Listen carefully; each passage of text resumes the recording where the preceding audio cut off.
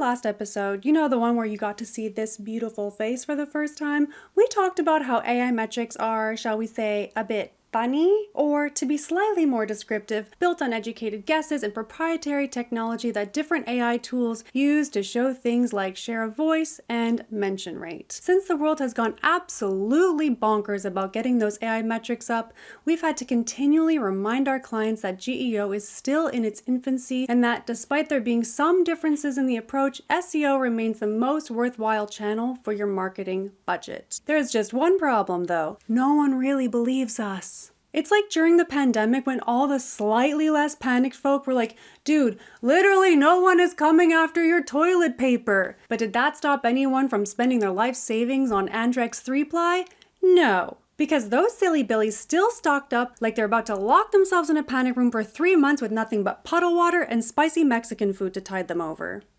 To be fair though, hype is hype and FOMO is FOMO, and we totally get why marketing managers are under so much pressure to get and prove AI visibility to the higher-ups who have the gravitas and corner office chops to say stuff like, just get it done, and expect marketing teams to do exactly that. And because everyone's in a tizzy to get ahead of this thing, the marketing managers we talk to are under this amount of pressure to show some kind of proof that the company has made the right investment not only in their digital marketing agency, but also in themselves for staying on top of it. Basically, leadership wants to see a very beautiful graph with a very big arrow pointing up, and you, yes, you need a roadmap to make it happen. So in this episode, we'll look at how to build a strategy for collecting those juicy numbers that show your efforts are moving the needle, because even if the data is less than concrete, the real goal is to turn those signals into a story that feels structured, credible, and important to your brand.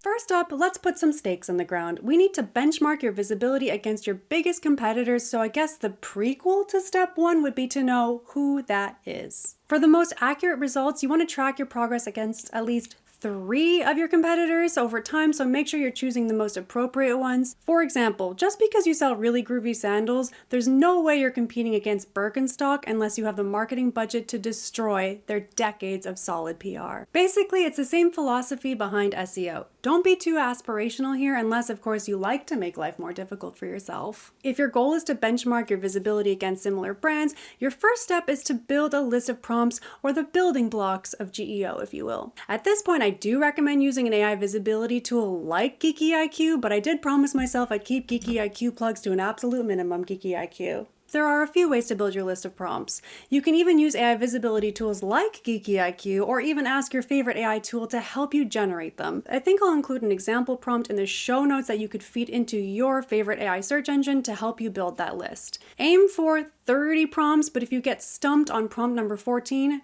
try not to sweat it too much. For a balanced approach, your list should include a mixture of branded and non-branded prompts, and the prompts themselves should be varied to represent the full spectrum of buyer intent.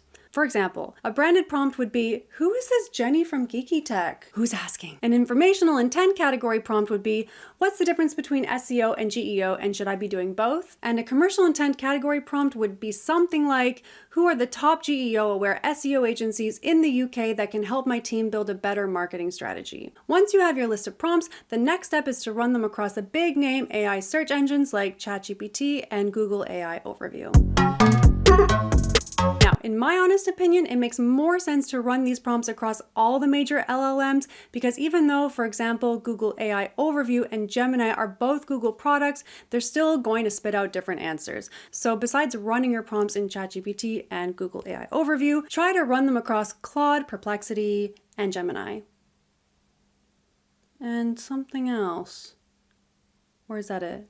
Use those AI metrics I talked about in the last episode to finally establish a baseline, even if some of those metrics need to be taken with a grain of salt. Which ones are we talking about again? Share of voice, or how often your brand is mentioned, recommended, or cited in AI compared to your competitors. It's still guesswork, but quite useful as it gives you a better understanding of how you score against your competitors. A citation count, a tally of your AI mentions, which can quickly turn into a vanity metric because volume alone doesn't really tell you anything about relevance, brand authority, or any kind of business impact. citation rate, how often AI gives a clickable link when it mentions your brand. This is much more of a solid metric because it tells you how often you're getting those links. Brand sentiment, or whether or not your brand is represented in a positive or negative way. The AI experts at Geeky Tech assert that this metric should be taken with a grain of salt since AI tools are pretty hardwired to remain neutral, even when directly prompted to give negative feedback. Then you have your AI visibility score, or the composite estimate of how often and how prominently your brand appears in AI-generated responses compared to your competitors,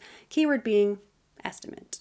Trust me when I say you're going to make your life a lot easier if you use an AI visibility tool to help you here. Since the purpose of this entire exercise is to give upper management something to really sink their teeth into, you should probably make sure your GA4 is set up to capture referral traffic data. This can help you isolate and filter your referral sessions specifically from these LLM channels. Now, I know GA4 referral traffic isn't going to tell you which prompts got visitors through the door, but it is one of the more convincing metrics because it connects AI visibility to actual site visits, which makes it much more useful as supporting evidence. So now that you have your list of prompts, your next step is to release them into the wild and see what they do. A single snapshot is not going to tell you all that much, so it's standard practice to look at trends in your metrics rather than a single view on a single day. A monthly cadence might be better if you're starting from scratch, but if you're already doing GEO, you could start looking at weekly trends. An upward trend is always a good sign. It's an even greater sign if other metrics like sessions, impressions, clicks, conversions, SQLs, MQLs, BBLs, NFLs, LOLs, start to improve. A straight line might mean that your efforts haven't really moved the needle in any way, and in this case, I don't think the whole no news is good news adage is necessarily the best one to lean on here. A downward trend is, well, surely a sign it's time to start working on your PR game and probably your content. So the trillion-dollar question is, then what? What do you do if you notice that a particular competitor always seems to steal your share of voice in Claude for a specific topic? How do you fix your site so that perplexity starts including your brand in commercially motivated prompts? But what actually improves GEO? Because while we like to say that the secret behind good GEO is just really good SEO, there are enough differences in these two strategies to merit their own chapter break. Now, if you're using a tool like Geeky IQ, then the hard work will be done for you. You don't have to do anything like reverse engineer your competitor pages to figure out what they're doing better than you.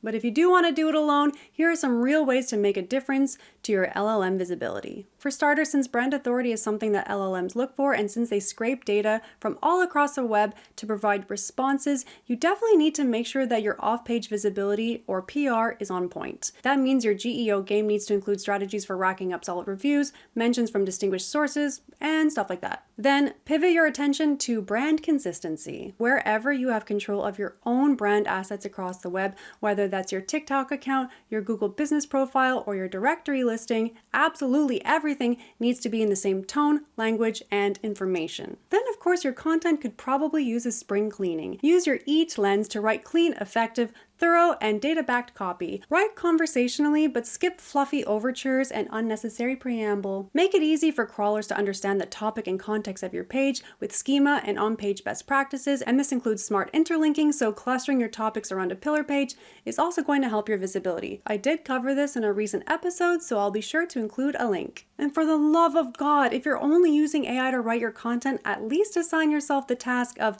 reviewing, editing, and fact-checking its output before you publish that text, because nothing kills credibility more than a shallow bit of BS that anyone with the right prompt could have generated themselves. And it's not like I haven't said this a million times across the years already, but don't just produce buttloads of content for the sake of it. Human beings at this point are tired of slop. Yes, covering a topic is important, but what we and AI crawlers really care about are things that really convince us of your expertise. A template is very pretty, but they're also a dime a dozen. Instead, focus on high-quality research, case studies, white papers, and collaboration. If your mention rate is low, work on building your off-page presence. If your citation rate is low, start earning recommendations through PR, industry publications, and stuff like that. If your name is missing from certain topics, well, then you know which content you need to work on. If LLMs are incorrectly or unfairly representing your brand, you can trace the claim back to the source and ask the site owner for a correction, although there's no guarantee they'll change it because they don't really owe you anything. But the more reliable move is to make sure the information on the pages that you control is completely accurate, up to date, and consistent. It's also worth responding to those negative reviews in a professional way and encouraging happy customers to leave honest feedback, because over time that can help improve brand sentiment. Make all these changes and track your progress again. Now, you should be fixing these critical issues as soon as you analyze your visibility, but as a practice, you'll have to rinse and repeat these steps, just like with SEO. Up next, how to actually present all this information to your boss without making it sound like you're packaging up a pretty dashboard just to make them happy. The trick is to stop treating AI visibility as a standalone number and start treating it as part of a bigger story.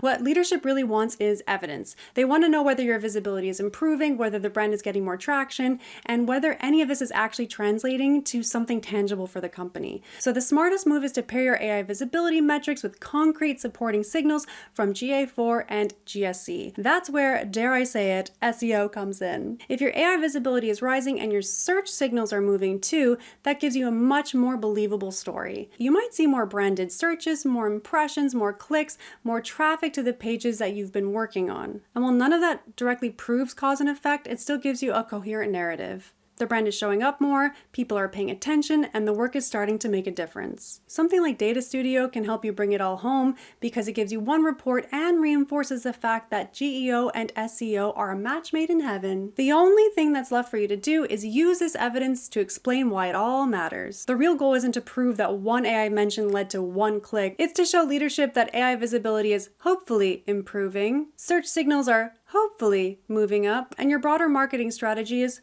hopefully building traction. I mean, if these numbers aren't going up, you might want to consult a GEO and SEO agency to help pivot your strategy for the biggest impact. And you know what? I think I know a good one. And that's all for today, folks. Thank you for tuning in. If you enjoyed this episode, share it with your AI-obsessed colleagues and loved ones. Our next episode will be airing in September if the planet doesn't spontaneously combust before then, so be sure to set your alarm.